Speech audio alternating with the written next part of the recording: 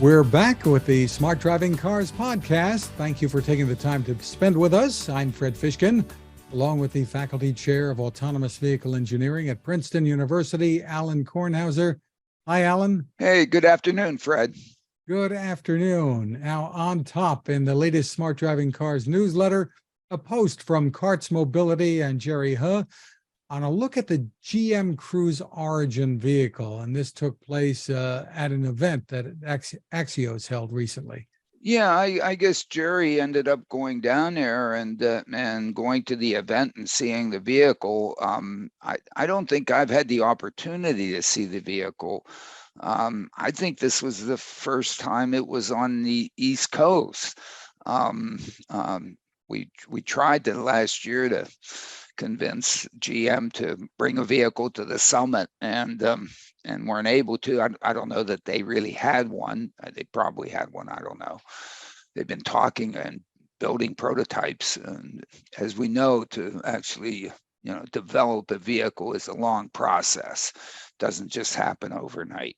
And it looks like it's reaching fruition, and they brought a vehicle down to Washington, D.C., and I think Jerry hopped on a train and went down there and saw it and reported on it, and I think he was pretty impressed. It is a purpose-built vehicle.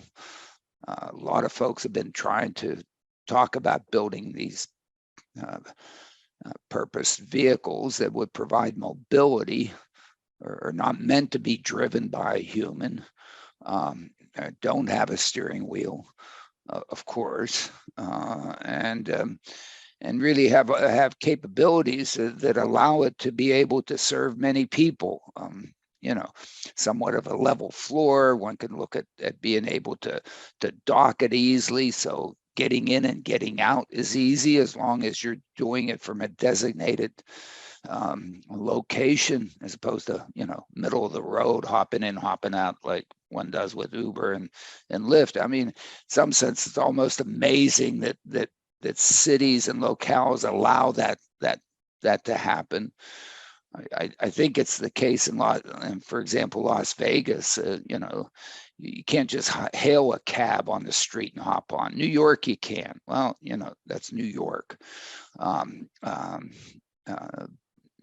Lots of other places. I think, the pickup and drop off point has to be designated as a place where it can be done, not just anywhere. And so I think the intention of this vehicle is one in which it would be at a designated location. I love the kiosks that we talk about with respect to move style deployments. And it has capacity for ride sharing, which of course we think is extremely important on this. Jerry addresses that and talks about the interior being well designed. He thinks they've achieved a good balance between efficiency, intimacy, and privacy here, and more spacious, he's saying, than similar configurations on Amtrak or NJ Transit trains as a comparison. Yeah, so I think that's great. I'm going, that's his opinion. We're glad to present it. I think he has an eye for these things, and so therefore can make a good judgment. And again, this is a first incarnation. One expects one to evolve. When Henry brought out the Model T, the Lightning is not anywhere near the same as the Model T, right? I mean, so. These are going to evolve, and this Model T was a good starting place. This looks like it's a good starting place too. And we can say happy birthday to the Ford Motor Company. They're celebrating 120 years tomorrow. So.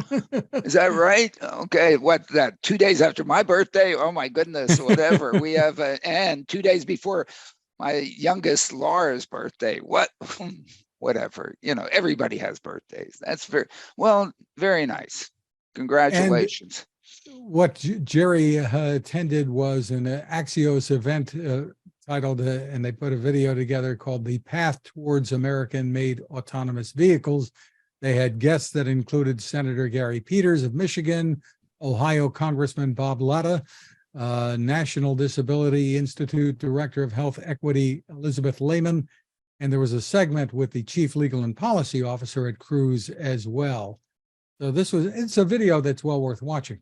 Yeah, I think it is. And of course, for potential deployments here in the US, I think the only thing we can reasonably think about are for American-made vehicles.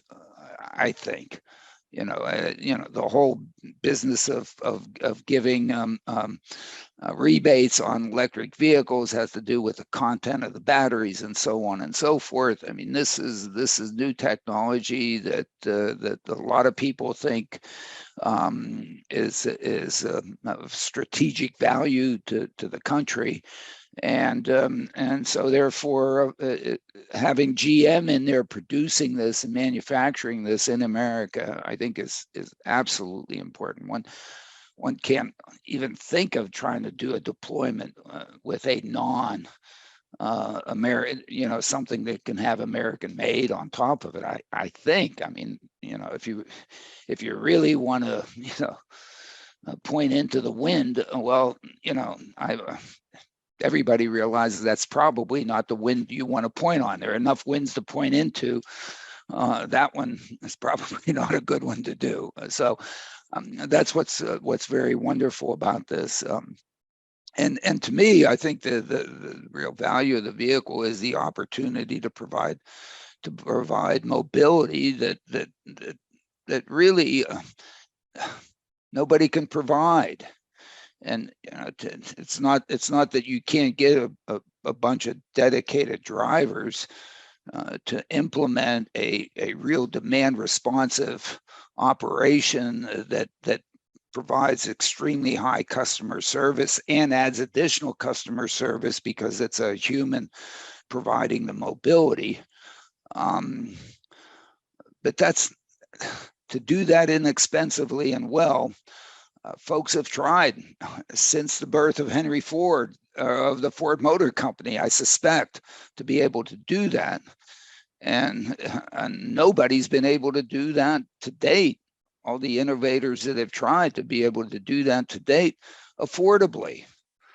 And so the opportunity, as we've said a gazillion times on this podcast, as we've written in the e-letter, the real opportunity of this vehicle is, yes, it has to be safe, but to have it, the objective be that it be safer than everything else that's a pretty tough hill to climb. And the chances of you doing that better than anybody else or better than people driving it is a real challenge. However, what you can do with this is, because at least the theory is because it is technology on the sensors, technology on the actuator, technology on the computation, and technology in terms of the software to do it, that you put those things together, that at some point we all become innovative enough on that. And then with scale, that thing has enormous opportunities to become affordable. Why? Because with scale, these things brought together, the next one is cheaper. The marginal cost, the partial derivative of cost with respect to size, negative. The problem with labor is demand increases for labor. Guess what? People wish to get paid more. Those partial derivatives are positive. So here you have, one with human-driven technology that can do nothing but become more expensive, and the other one that has the opportunity to. And then if you look at history with respect to semiconductors and computers and so on, and you throw Moore's law into that, that thing dives to zero. And that's the disruption. So this vehicle's opportunity to disrupt is not that it's going to become so much safer than anything else, but if it is safe, then it has the opportunity to become so much cheaper. And the affordability then comes and says, well, if you look at, how people choose how to travel, a lot of people, affordability matters. A lot of people stay home because they can't buy a ride. They can't get a ride affordably. Now, all of a sudden, with an affordable mobility out there as an offering on the plate for them to now take advantage of, some of us think the sky's the limit. That's when the technology, as you've said before, becomes disruptive. And we should point out this other headline ties right in here. An Inside EV's headline, GM's Cruise says robotaxi did not block responders in San Francisco shooting. There was a back and forth online about all of this, and it comes after a bystander posted a video online. And I guess it leads us back to what you've been saying all along. Yeah, well, great. The bystander got his or her name and, now is an influencer. Great. All right, whatever, and who knows whatever.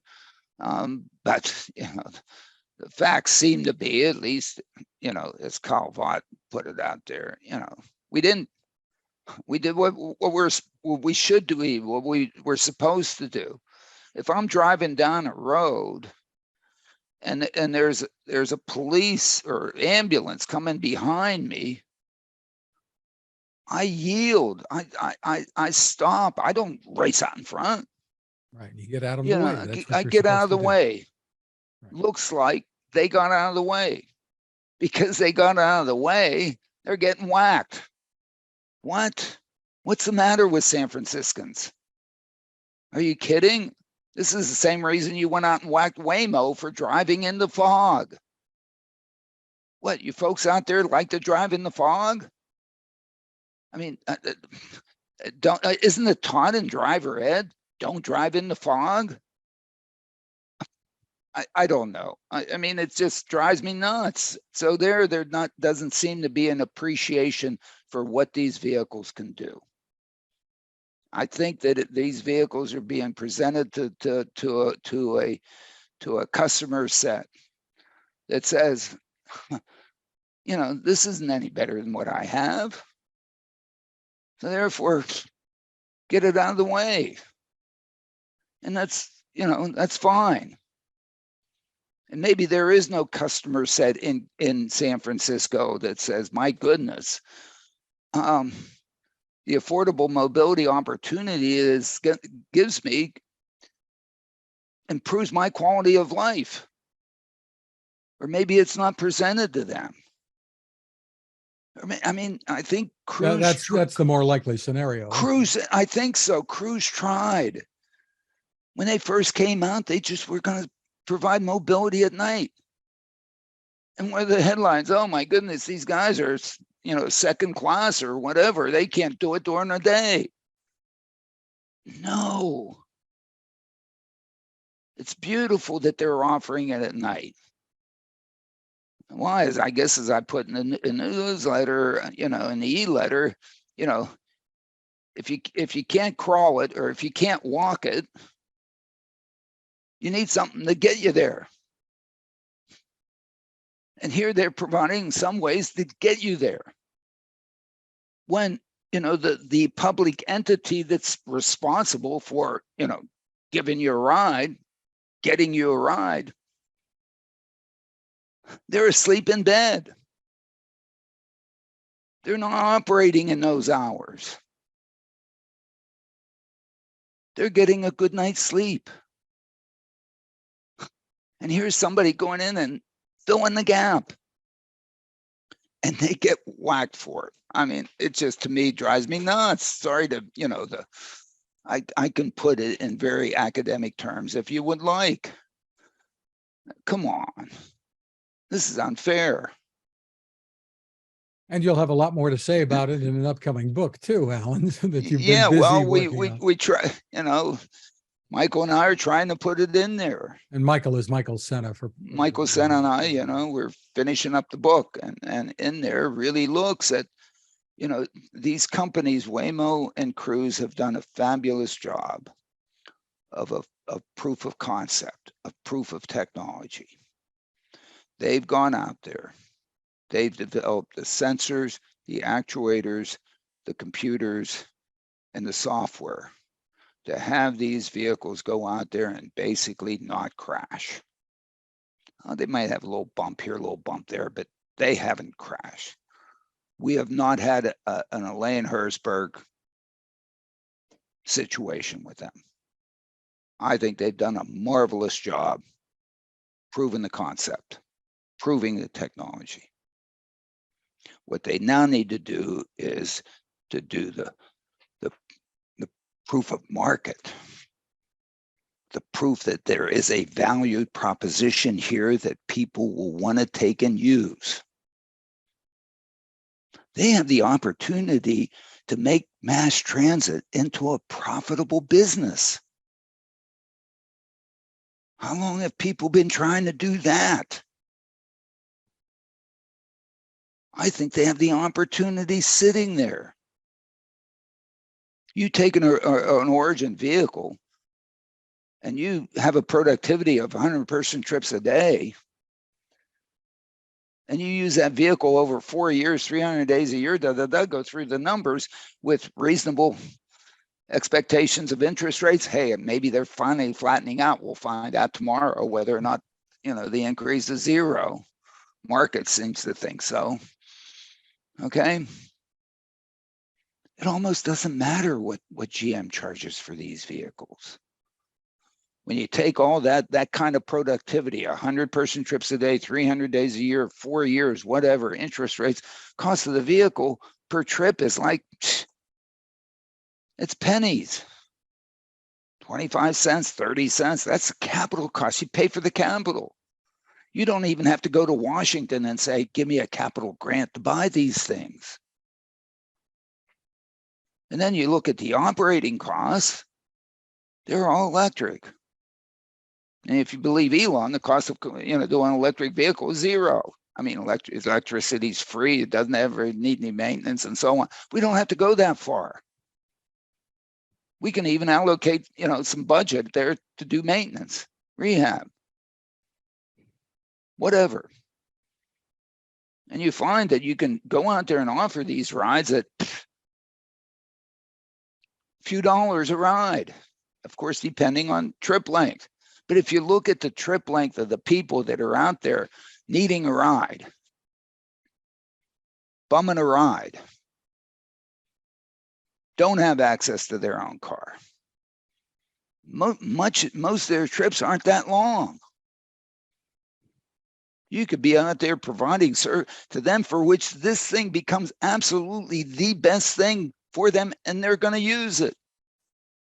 Because what they're going to use is what's best. Not second, third, fourth, fifth rate. Now, if you're an 18, whatever year old, and you have your scooter, and your scooter can take you to where you're not looking for a ride. If you have your own car, you're not looking for a ride. If you have the stretch driver waiting for you outside the door, you're not looking for a ride. So the chance for these folks to, go out and get them as customers is good luck.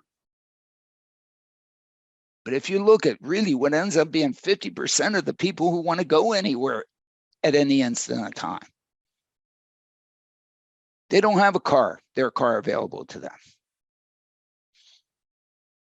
A scooter or bicycle isn't appropriate.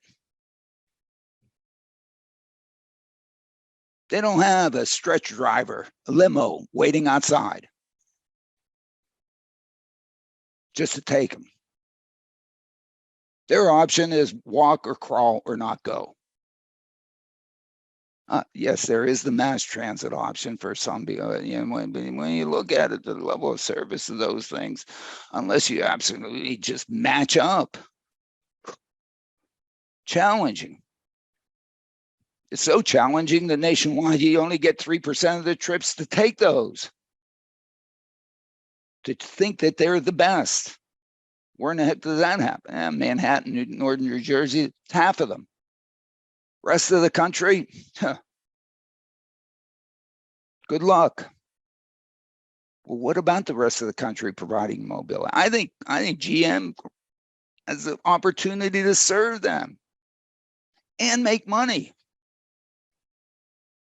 And they don't have to go to the Middle East or Arab Emirate, whatever, to do it.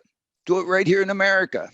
Right. It's your American-made product. You've pointed out Trenton. Yeah, well, Trenton's not the only one. No, our friend Ken Pyle just sent an email out talking about Little Rock and the potential to bring services there.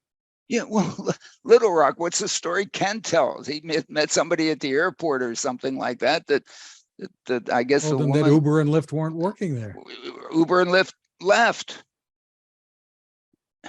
So, now how somebody in the taxi services, we've always known the taxi services, except in Manhattan and Las Vegas, maybe, during CES was, oh my goodness. And they have the opportunity to do it. Now, maybe they won't get productivities of 100-person trips a day out there. But I probably can get some substantial productivities and turn the vehicle around, boom, on a dime, have it dispatched to go provide the service with a dispatching algorithm that's going to be more responsive, react better than any of the dispatching algorithms that Uber, Lyft, Didi, or any of those folks have. Why? Because they have to convince a driver to do it. And why isn't Lyft no longer providing shared rides?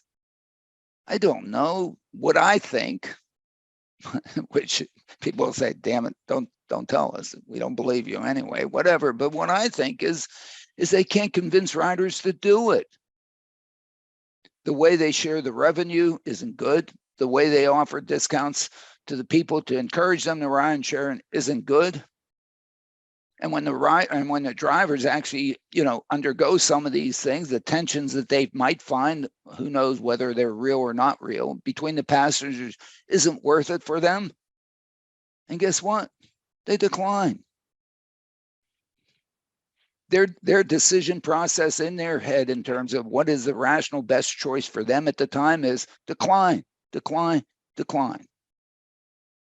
If we write an algorithm to do this, we can write a line of code that says, don't decline. Go there immediately. Don't get all bent out of shape because, the one person gets dropped off instead of the others. Maybe even use ChatGPT to, play the right music and assuage the people with the right whatever. I'm not a good assuager, so you don't want to ask me to do any assuaging. My assuaging capability is not all that good. But anyway, this is such an enormous opportunity that they have. And now they have a vehicle. And now Congress might say you can't, or NHTSA, you can't put this vehicle out in the road because you're going to do this much, you have the potential of doing this much good. What? As we've said before, NHTSA has the objective not only of safety, but also mobility. Whether or not it's said or it's not said. Because if their objective is only safety, we know what the optimal best solution for safety is. Everybody stay home. It can't be. You've got to trade off safety with the value that comes out of mobility. Now, on the campaign trail, you can say, safety, safety, safety, safety, or whatever. But come on. And as I like to say, if we stay home, then the house burns down and we die in fire, and we should have gone someplace.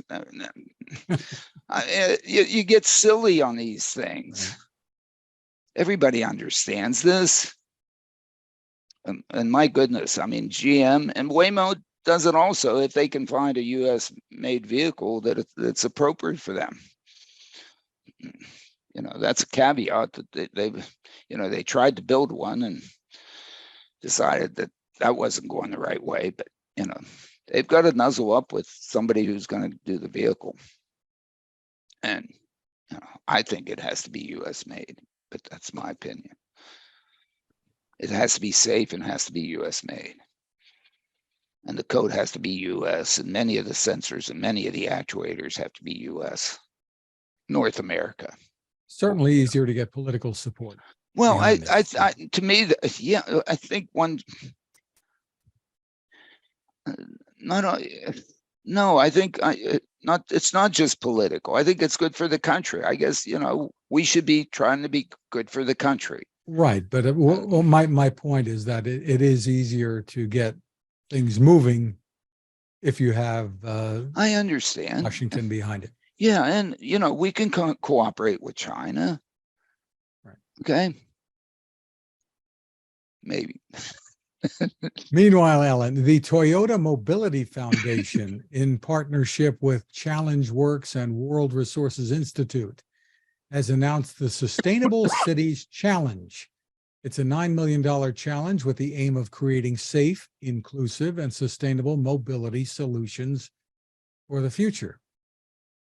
Yeah, and I think that's great. It's wonderful that philanthropy is entering into this space that in the past been largely, public or private.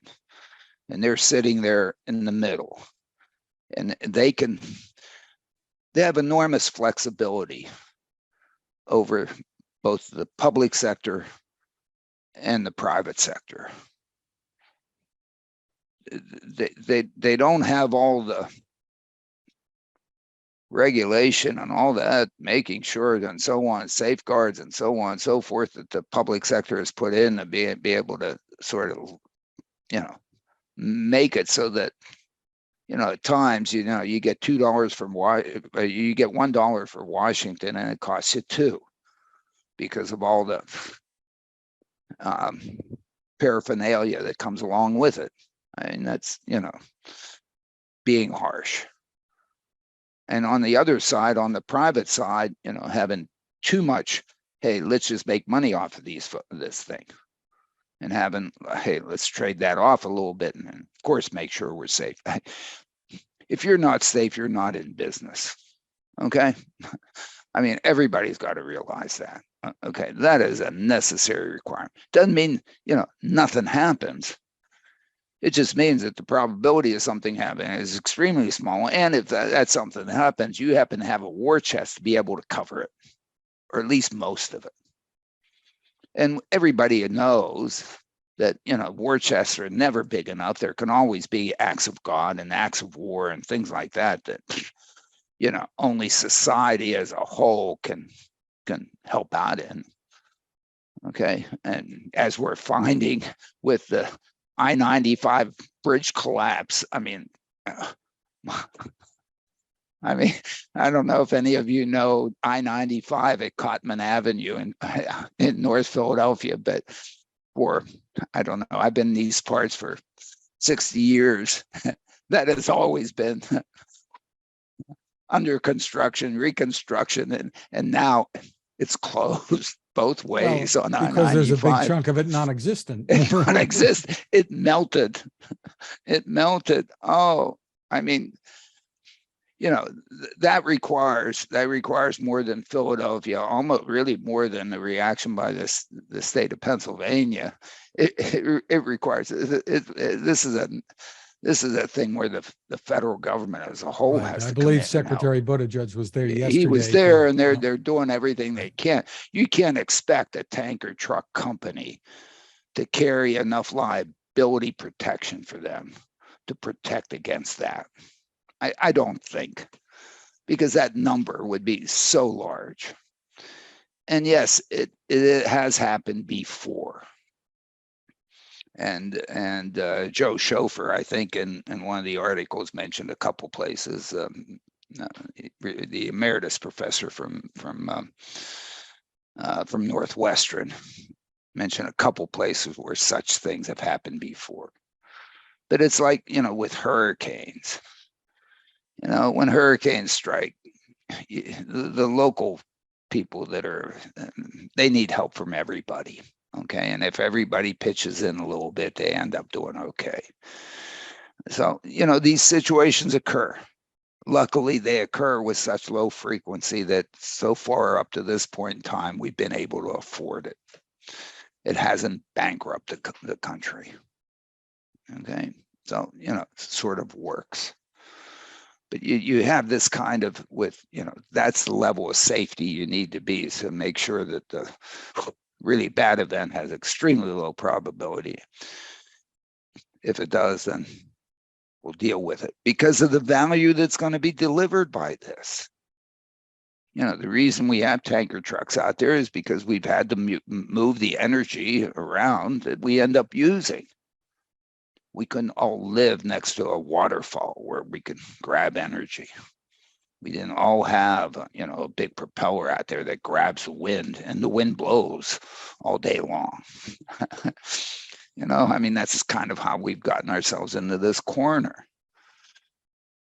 And yes, every once in a while, some bad things happen. Got to take care of it. But let's move on. Let's not dwell on that one. The same thing here. We really need to be able to get to a point in which we're providing mobility in cities. And where I would like to see, again, this is coming from me. Why? Who cares what Kornhauser thinks? But I'll put it out there. Where the philanthropy could be is to look at really what's missing in cities and communities.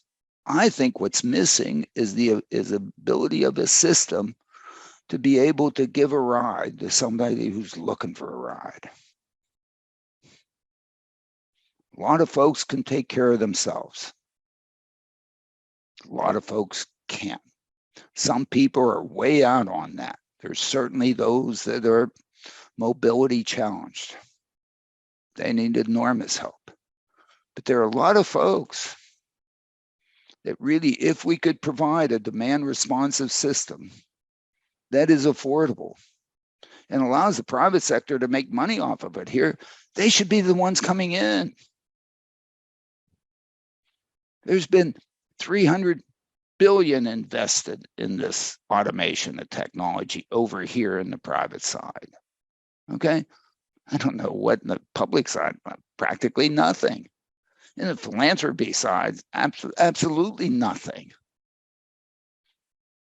But philanthropy could be in there and saying, hey, why don't we leverage this 300 billion and bring it in here and provide this mobility to the folks who need a ride, who have to bum a ride to be able to go to where they want to go.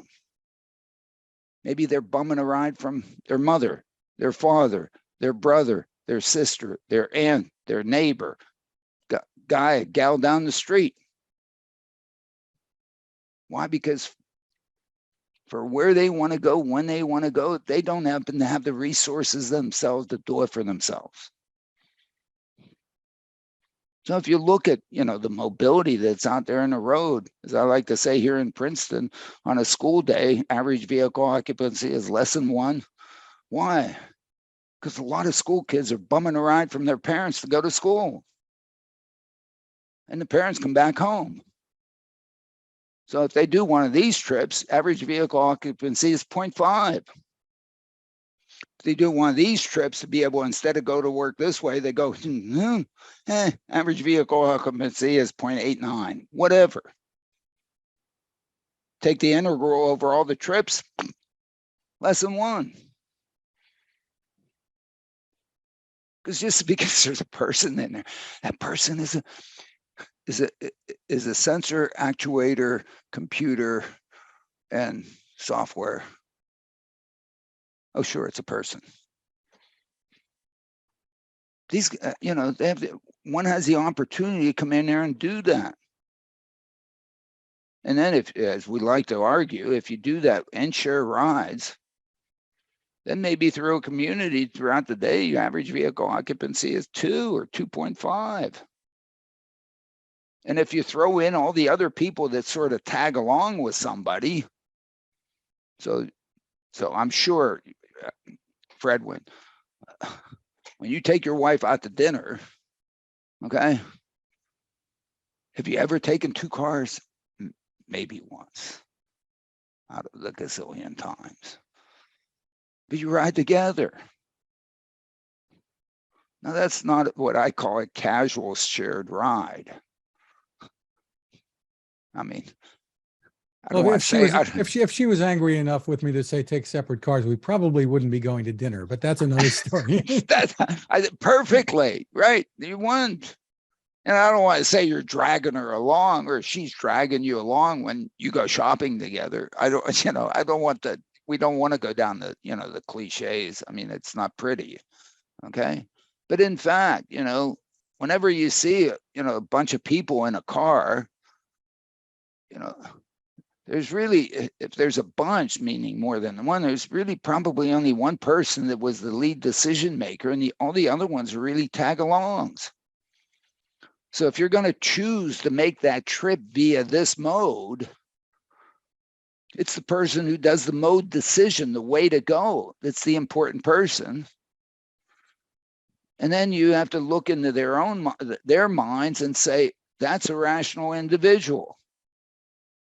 And if that rational individual, what are they? What's that entity looking at to try to decide to go this way with this mode, as opposed to this way, this way, this way, this way, this way? Who knows how many ways you want to put out there? Whatever,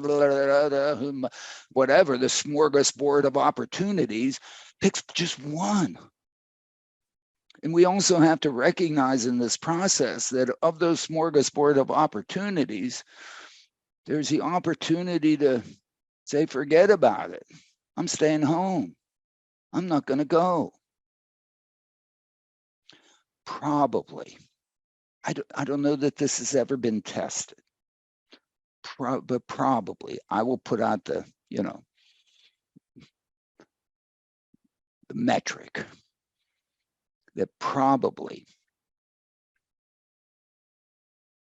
most of the value of having assumed GM does go in, put their vehicle out there in a place like Trenton, provide this mobility affordably and so on.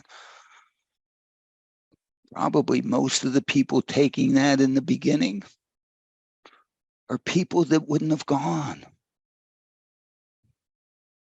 They didn't have a good way to go. Transit didn't serve them. Otherwise, they would have used it. They stayed home, even though they wanted to go there at that time. But now, because you have this, they go. It becomes the top of the things, of the rank order of things. Staying home is no longer at the top. Now, we've called this, in the jargon, latent demand forever. People say, oh, latent demand, that's not latent demand. These people, they haven't gotten a benefit to being able to go to where they want to go, because you only go to someplace because it's going to be a value to you. Net value, the value of getting there and being there minus the cost of getting there. I mean, that's the introductory lecture of every, transportation course. First principle. And if they don't go, that means they didn't have a way that was cheap enough to allow them to extract positive value out of going. And it boils down to quality of life, as you've been saying for it boils down to quality of life. You would think that every representative, every senator, every person running for president would say, oh my goodness, this gets me votes. I haven't heard one of them mention this. People chase safety. Yeah, okay, great. Already agreed. It's got to be safe. But the reason why people didn't take whatever they had of the opportunity of things to take was, well, maybe they had a scooter outside that they could have used and realized that, holy hell, that is so darn unsafe. For me, my wife won't let me use it. Elizabeth, it's on your years. She won't even let me get on a bike. Oh, well, yeah, no, and yes, for some of us, it is a safety question. No, they just didn't have an affordable way to go that was better than walking or crawling. And if you really then look at that and would put that lens on it, you say, oh my goodness. And in fact, you probably, if you did a proof of market demonstration and you looked at your ridership, probably every trip you have on there is a trip that wouldn't have been taken. Somebody didn't go to Trenton City Jail to visit or help an inmate. Somebody didn't go across town to shoot hoops. Somebody didn't go visit a friend that was ill. Somebody didn't go to synagogue, didn't go to temple, didn't go to a job at Amazon facility because there's no way to get there reliably enough of the time so that you can punch in on time enough so that you don't get fired.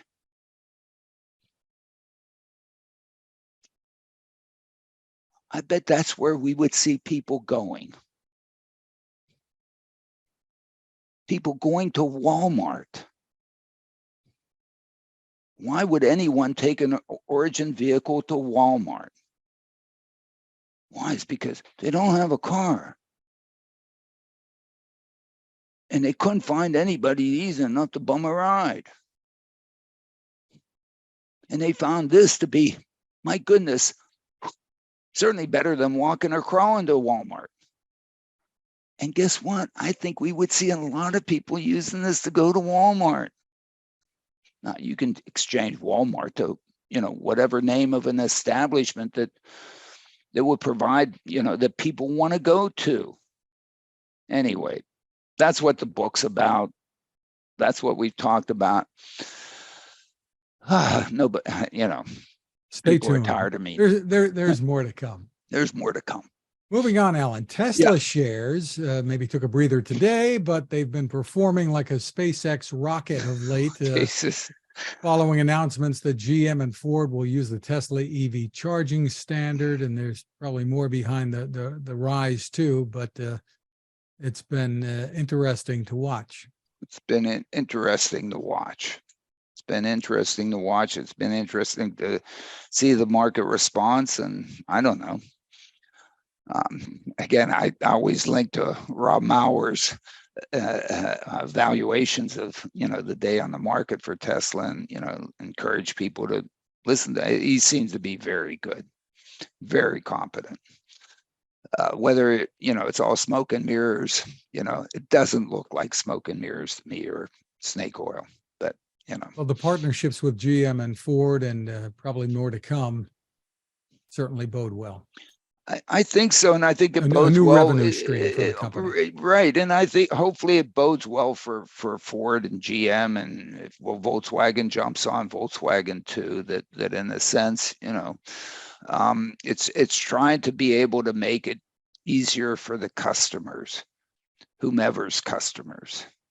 Okay, so it really, for GM and Ford and so on, it gives them much more opportunity to get charged, and to take the whole charging issue somewhat off the table in terms of the desirability of EVs versus internal combustion engines. Right. If you don't have a reliable charging station to go to that it's going to work when you get there, yeah, and you're not going to sell EVs.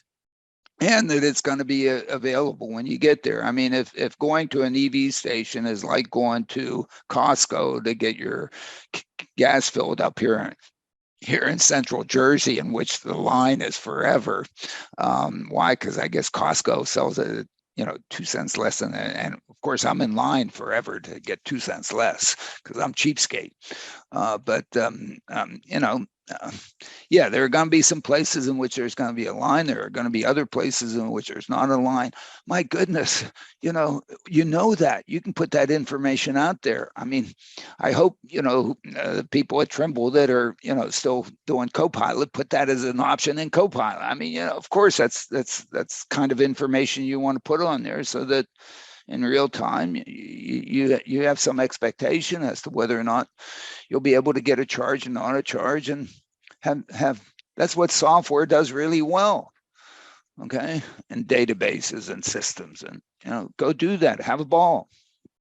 Another quick item from the latest Smart Driving Cars newsletter. Uber is reportedly launching a peer-to-peer vehicle sharing service, something like what Turo has been doing, as Jalopnik points out. Yeah, I guess they're trying everything. Okay, yeah, sure, whatever. And I don't know whether or not Turo has, who knows what intelligent proper, whatever. I mean, isn't this what Elon Musk has talked about too? That yeah, I mean, at some point, if Elon really allows, buyers of Teslas to Airbnb their Teslas during the day or during the whenever, I guess, maybe Uber will try to get involved with Airbnb and Teslas. Although, there is so much responsibility associated with Airbnb and Teslas, unless Uber is willing to make sure they have a nice big war chest available in case anything bad happens in that Airbnb process. I guess the difference with this is there are drivers involved, as opposed to Musk's vision of the vehicles leaving your driveway by themselves and transporting other people. Sure, but lots of other folks have put vehicles out there for sharing, and it's not rocket science to suggest, hey, if I have a vehicle and somebody else can use it, can somebody else go in there easily to use it? The issue with it is that, again, there's a responsibility overlay on this thing. Okay. If I'm putting my vehicle out there for you to use, Fred, I think I have some implied responsibility that vehicle is going to do everything, that you want it to do. And certainly on the safety end, I can't imagine how to deal with that. And so I'm going to have to tell New Jersey manufacturers that, I'm just putting my vehicle out there for Fred to use. And in fact, I'm getting revenue from this. And I would suspect that New Jersey manufacturers, my, car insurance company, is going to come back and say, hey, Alan, we want a piece of that revenue. And what piece they ask of that revenue may not be small, because all of a sudden, what kind of constraint do I put on you to not take my vehicle and see, oh my goodness, the speedometer on this says it can go 220 miles an hour. Let me see if I can get it to go 220 miles an hour. Oops, I'm in New Jersey. And who deals with that one? And, in